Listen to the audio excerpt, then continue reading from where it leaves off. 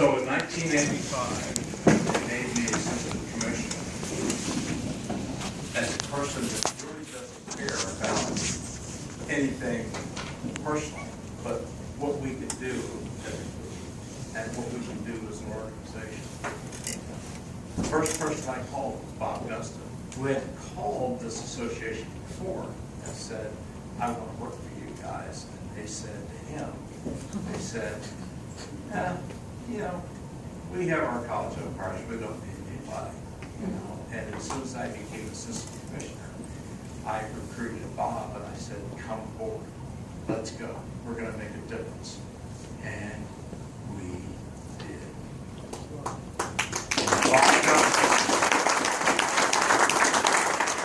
Bob Gustin was the key of that because I knew I could do it, but I needed people like him to go out there and do it.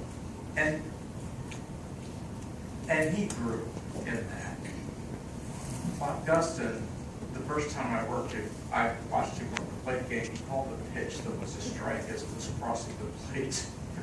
And he called it a strike at West Springfield High School.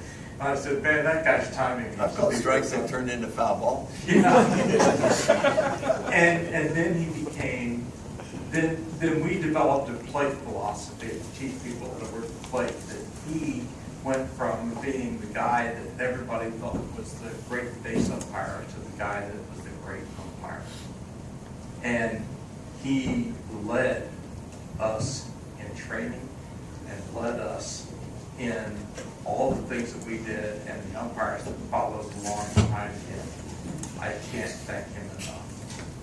And so now we have something to present to him. Right. Well, wow. Awesome.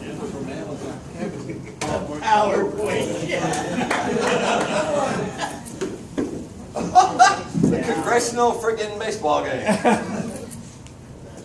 That's awesome. You can thank Craig's mom took the picture of that and then and made that. Holy cow. It comes right out of that book. We changed the hat though. Well, I got it. I see that. That's amazing. That came out of the program in the congressional baseball game. That's awesome. Absolutely, totally awesome.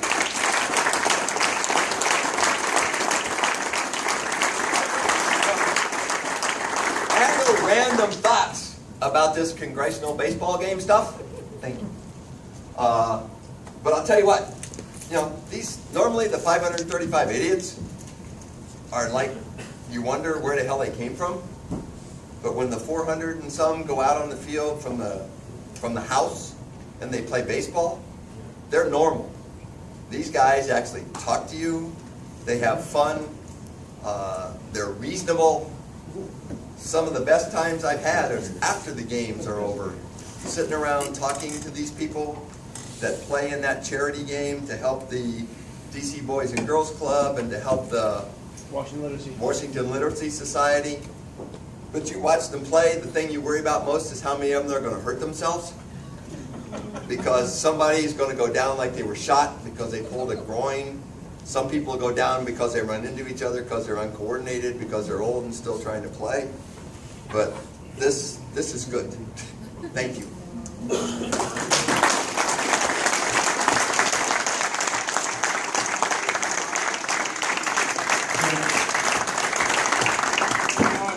We also have just a little token of our appreciation. I'm sorry. Gustin, and appreciation for your dedication, contributions, and all those things.